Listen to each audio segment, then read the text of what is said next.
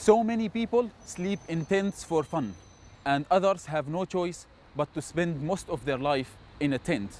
One person in every 200 in England and Wales is homeless, either sleeping rough or living in a temporary accommodation. It's the 21st century, in the age of technology and space studies, with the possibility of living under the sea or on Mars. Yet, on almost every single street, there are people sleeping rough or begging to survive. Are we failing as a society? I went to ask the people who are attempting to find a solution. What can we do to end the homelessness in our cities? We have an ambition to end rough sleeping, and I'm not sure if we'll ever achieve that, I have to say, but I think that we would be wrong not to try.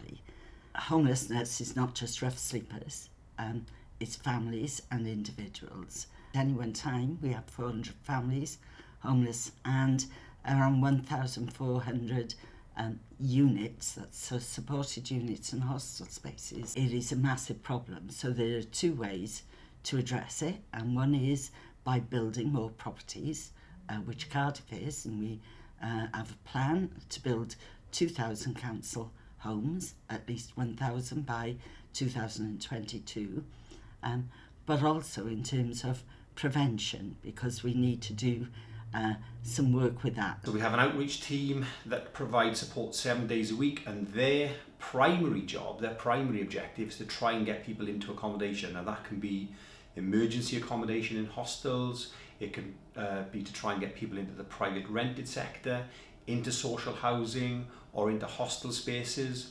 We're dealing with huge numbers of rough sleepers, so it's a bit of a challenge, but that is their primary goal, is to try and get people into whatever accommodation becomes available. We're looking at systems first, so at End Youth Homelessness Cymru is looking at the system failures that can lead to homelessness. So at the moment we're looking at care systems and how that can contribute to homelessness.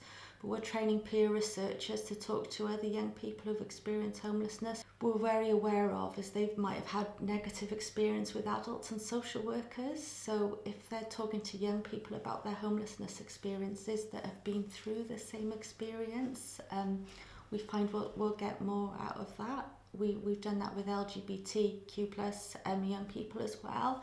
So we're finding when the systems let them down and what we can do to change the system. We do have a multidisciplinary team, which in fairness has only recently been set up by funding from Welsh Government. Multidisciplinary team will try to work with individuals to help them to find what they want in life, because it's not what we want, it's what they want. For those that don't have anywhere to stay, and for those that do find themselves on the street, outreach will support those people every single day. So they'll support them to make sure they've had some food, they've had some medical attention if that's what they need. We have a multidisciplinary team as part of the outreach service. So we've got a counsellor, we've got a therapeutic outreach officer, we've got a substance misuse worker, we've got a mental health professional. So if anybody needs any of those services, we can take those services out onto the street and make sure that people are supported and get the help that they need. The important question is yet to be answered. Can we end the homelessness and live in a society where everyone has a roof over their head?